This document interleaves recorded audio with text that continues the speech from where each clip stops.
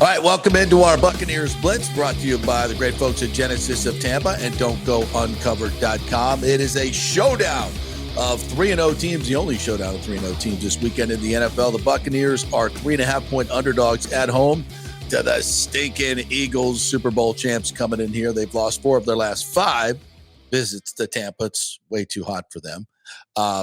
And the total on this game is 44.5. So we'll get to all the details on this right after we tell you about Don'tGoUncovered.com. Although it might seem tempting to go without health care insurance, folks, the financial risk is really not worth it. Just getting a broken leg could cost you $7,500 at the emergency room. So go to Don'tGoUncovered.com, and they will walk you through the whole process of getting health insurance. You can also call 800-669-1505. That's 1-800-669-1505. Operators are standing by. These are trained folks that can show you how much you can get in a subsidy for your health insurance and walk you through all the crazy stuff that's on that website. So just go to Don'tGoUncovered.com or call 800-669-1505 to get information. And Genesis of Tampa, big grand opening coming up next weekend, October 3rd, 4th, and 5th. There'll be special pricing on these incredible Genesis vehicles. Folks, the luxury, the technology, the value in the Genesis is absolutely insane. Go check out the GV80. That SUV is absolutely fantastic. The coupe is unbelievable. And again, the price, the value is sensational. Genesis of Tampa right there off of Bears Avenue and 275. All right, so the Bucs hosted the Eagles. We'll do a health update first. I was out at One Buck Place on Wednesday, and both Baker Mayfield and Todd Bowles told us that Chris Godwin was not limited, and he looks great. So expect Godwin to play this week, make his season debut coming off that horrific dislocated ankle last year suffered against the Ravens. Of course, Mike Evans is now on the injury list with a hamstring. It's been called a lower grade hamstring. Last year, he missed 4 games. This year, they're hoping 2 to 3, but he will not play this week, which will be interesting against this very, very aggressive Eagles secondary, and a very good one as well. So you could have Chris Godwin. They may move Ibuka out to the X to play Mike's spot, and Godwin in the slot, and Sterling Shepard, who's had a great season so far, second leading receiver to Ibuka. So those will be your 3 starting receivers. Now, up front, once again, the shifting of the offensive line. We're not sure, but it looks like Tristan Wirfs may be back. Baker kind of let it slip. I don't know if he was talking about in the future or this week, but he did say it would be good to get back to the offensive line with Graham at center, Bredesen at left guard, and Tristan Wirfs at left tackle. So we'll see if that happens. And then obviously Gedeke and Mauk are out as well. Gedeke for probably 3 or 4 more games. Mauk is out for the season. And O'Keefe, their kind of H-back, third tight end, blocking back, is also out. So this is really where I think it's going to be tough for the Buccaneers against this really good Eagles, Vic Fangio-led defense, especially up front, where they are so good with Jalen Carter and Jordan Davis. Those 2 tackles are just fantastic. And he'll use them specifically to attack the right side of the Buccaneers offensive line, which would probably be Charlie Heck at right tackle. Not sure who's going to be playing right guard. It could be Elijah Klein, could be Haggard, could be the guy they got from Feeney from the Bills last week. So we're not sure, but I'm sure that Vic Fangio will be attacking that side of the offensive line, and that's where perhaps the Bucs could run into some trouble. And, and Baker told me when I asked him about O'Keefe and also with Gedeke, it's like, he said these are our core guys. We pride ourselves on being a very physical team, and those are kind of those edge guys, Gedeke and Mauk. And even O'Keefe that are, kind of grinding you in. They're playing that physical game all the time. So without those core guys, it's just a different personality for this Bucs team. Now, they got plenty of firepower.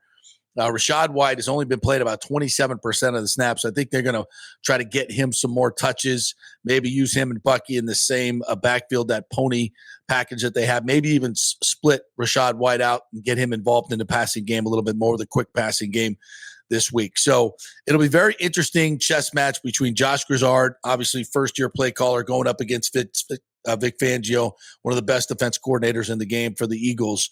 So that I think is going to be a really good matchup. Now, on the other side of the ball, the Bucs defense has been playing really, really well. They let up a little bit at the end of the Jets game. I think they took their foot off the gas a little bit. Bowles kind of stopped blitzing a little bit, but they absolutely destroyed the Jets for most of that game. Held them down to under 200 yards total offense. The Bucs pressure rates across the board have been really, really good. Even rushing 4, they're in the top 10. Yaya led the league last week with 11 pressures, quarterback pressure. So he's playing really, really well. Reddick is playing very, very well, former Philadelphia Eagle.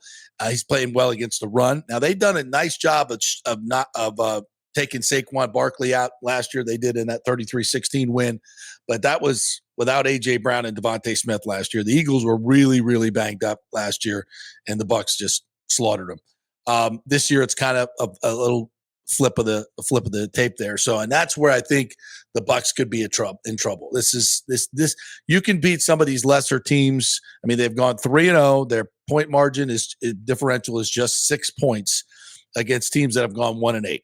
This is the Bucs I'm talking about. But I don't care. They're winning games with a completely reshuffled offensive line. And if you can win games like that in this league, especially 2 of them on the road, you're doing a hell of a job. So no apologies. And the Eagles haven't been this juggernaut team of last year. This is not the same Super Bowl team. They have lost a ton on their team. Still really good football team, but they barely beat the Cowboys week 1, barely beat the Chiefs 2017 in week 2. And then last week should have been beaten by the Rams. They were being destroyed by the Rams. And then they went at the gun with the blocked field goal by Jordan Davis, which would have given the Rams the win. So, the Eagles have not been this super team this year. So I think this is a very, very close matchup. Turnovers obviously are going to be huge in this game. And I think the other big element is going to be the weather. Now, the Eagles have decided to come in a day early to get a workout in on Friday and Saturday out in the heat, which I think is kind of stupid. That just drains you for Sunday. But whatever, Sirianni, you do your thing. Clearly, it's in their head. It was a factor last year, big time. I remember after the game, there was about 5 or 6 of those Eagles players that were in the ice tub after the game, and it's going to be just as hot. The feels like on the field's going to be, especially in the sun, close to 115. So it's a factor. And I asked Baker about that this week. How do you use that to your advantage? And he said, it's hot for everybody, but we know how to manage it better in terms, at least he feels, in terms of hydration, et cetera, but in rotating guys. But also he says, we do monitor what's going on the other side. We look for players that are really feeling the heat, pun intended, and are struggling. And they go after those players, whether it be in the run game or the pass game. And they use that as an advantage. So that's obviously advantage Buccaneers. But this is going to be, I think, a really, really close game. Lane Johnson, their fine right tackle, got hurt last week. I'm told that he is going to play. And, of course, A.J. Brown and Devontae Smith will be ready to go. Last week, Hurts threw, 3 touchdown passes to those 2 guys and Goddard. So their offense was clicking in the second half. It's going to be a great showdown this week for both of these teams. They're two of the better teams. And I would say the tiebreaker for this team is obviously for both teams is huge here in the NFC. Probably whoever wins this game, I'm predicting will be hosting the NFC Championship game. I think these are the 2 best teams in the league. The Lions are good. Packers were weird last week, so you don't know what's going on with them. But I think it's going to be these 2 teams. I think the Bucs get healthier as they go on. Get Evans back, get Wirtz back, get everybody back in the fold. They're going to be a handful to deal with late in the season when their schedule really kind of eases up and they can make a run late in the year. So, but this is going to be key because I think this will decide who hosts that NFC Championship game as the tiebreaker. Once again, 1:00 on Sunday, and it's going to be a barn burner. Thanks to our Buccaneer Blitz advertisers here, Genesis of Tampa. Don't go on covered.com. Don't go on covered.com. Once again, 800-669-1505 to get your health insurance. Open enrollment now. So if you're thinking about getting a subsidy, I've done this before. You just call them. They walk you through the whole thing. It's really, really easy. They can tell you, how much your subsidy is going to be. Just give them a little financial information. Great folks. Don't go on covered.com. 800-669-1505. And don't forget about the grand opening at Genesis of Tampa. And that'll be next weekend, the 3rd, 4th, and 5th, right there on Bears and 275 Genesis of Tampa. Fabulous cars. All right, we'll see you next week with our Buccaneer Blitz. And go Bucs.